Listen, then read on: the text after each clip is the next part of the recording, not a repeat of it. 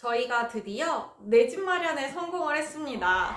그래서 최근에 저희는 이제 미국에서 집 계약을 마쳤고 그 동안의 과정을 영상으로 찍어뒀었는데 이제 그래도 최종 계약을 찍기 전에는 영상을 만드는 것이 조금 이른 것이 아닌가 싶어가지고 아껴두고 아껴뒀다가 이제부터 차근차근 이 영상을 만들어 보려고 하는데요.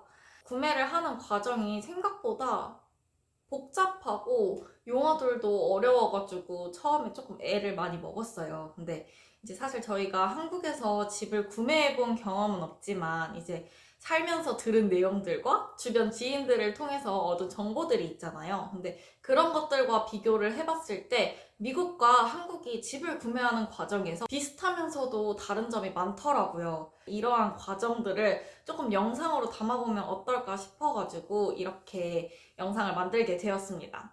1편에서 미국에서 집을 구매하는 전반적인 프로세스가 어떻게 되는지 조금 간단하게 설명을 해보고 그리고 그 이후에는 과정에 대한 브이로그 그 편에서 그 과정에서 조금 어려운 점이 무엇이었는지 그리고 이런 점은 조금 조심하면 좋겠다 했던 점은 무엇인지 차근 또 설명을 해보도록 하겠습니다.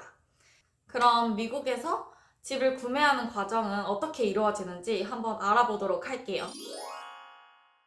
미국에서 집 구하기 첫 번째 과정은 당연히 예산 설정입니다. 현재 자산 및 대출 여부, 예상 대출 금액, 대출 상환 기간 등을 미리 생각해서 현재 재정 상태를 파악하는 것이 중요해요. 대출은 여기서 모기지라고 하는데요. 모기지는 쉽게 말해 주택담보대출입니다. 이때 집값의 몇 %를 대출로 받을지, 집을 살 때 대출금을 제외하고 내가 얼마를 낼 수 있는지, 몇 년에 걸쳐서 갚을지를 생각해 봐야 해요. 집을 살 때 다운 페이먼트란 집을 살 때 내가 내는 내 돈이라고 생각하시면 편해요. 보통은 이걸 집값의 20%로 많이 잡더라고요. 가장 큰 이유는 프라이빗 몰기지 인슈런스라고 해서 은행에서 채무자가 돈을 갚지 못할 경우를 대비해 드는 보험인데 다운 페이먼트가 20% 이하면 은행에서는 이 사람이 돈을 갚을 능력이 충분하지 않다고 판단을 해서 보험료를 추가로 지불하게 한다고 하더라고요. 저희도 그래서 다운 페이먼트 최소 마지노선을 20%로 잡았습니다. 그리고 인터넷에 이런 좋은 몰기지 계산기 툴도 많으니까 활용해 보시면 좋을 것 같아요. 두 번째는 매물을 찾는 건데요. 자산이 어느 정도 확보가 되었으면 매물을 찾아야겠죠. 어느 지역에 집을 살 것인지 등 이제 여러 조건을 따져보고 정하면 됩니다.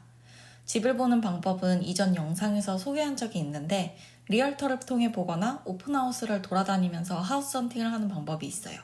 하우스 헌팅, 말이 너무 재밌지 않나요?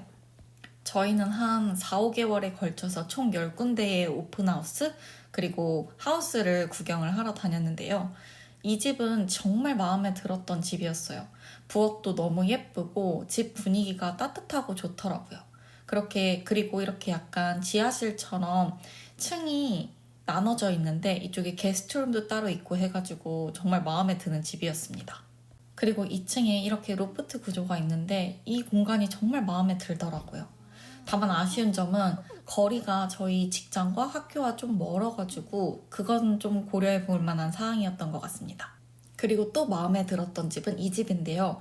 이곳은 잔디가 인조 잔디였어요. 집을 구할 때 가장 중요한 점은 잔디가 자연 잔디면 이게 관리하기가 굉장히 어렵기 때문에 인조 잔디를 추천드립니다. 이 집도 2층 구조의 집인데요. 베드룸도 많고 이렇게 파우더룸도 있어가지고 구조적으로도 아주 만족스러운 집이었어요. 그리고 캐비넷이랑 이런 게 굉장히 관리가 잘 되어 있더라고요. 전반적으로 저희는 이 집이 너무 마음에 들더라고요. 그래서 오퍼를 넣을까 말까 고민을 많이 했었습니다. 동네가 어떤 것 같은가요? 저희가 마음에 들었던 집이 있었는데 저녁에는 또 분위기가 어떤지 보려고 한번 동네에 와봤어요.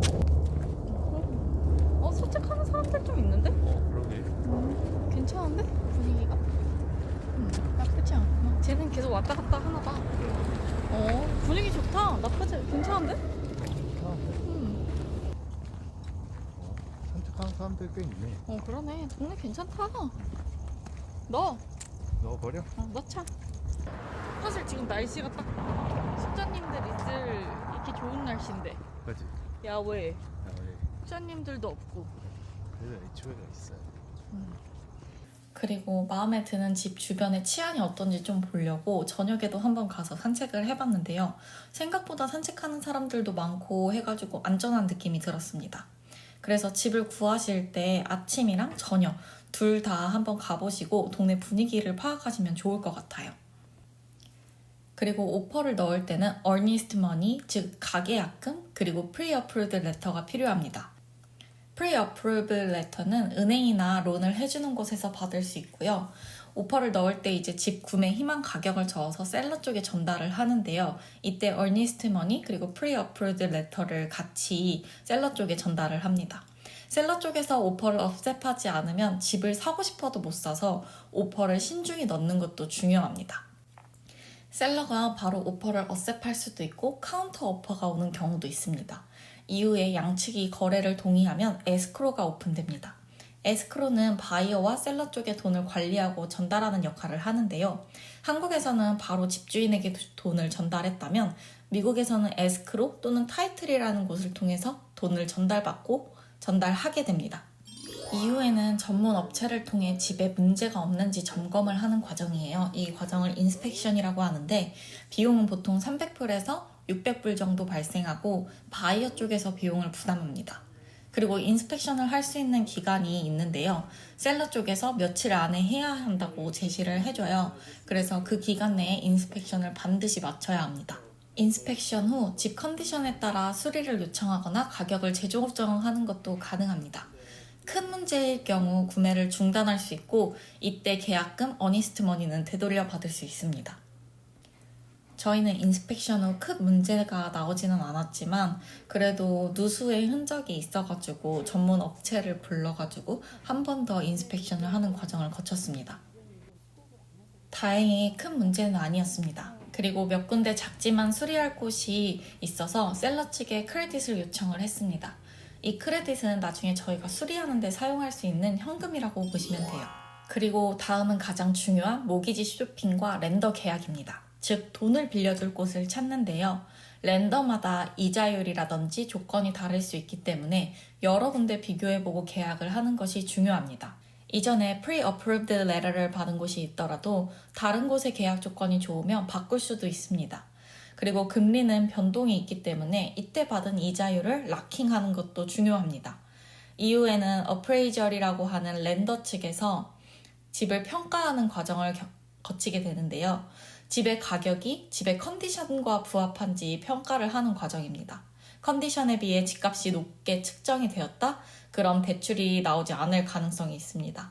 별 문제 없으면 몰기지를 확정하고 대출이 나올 때까지 기다리면 됩니다. 저희는 굉장히 운 좋게도 이 어프레이저리라는 과정을 생략하고 진행을 했는데요.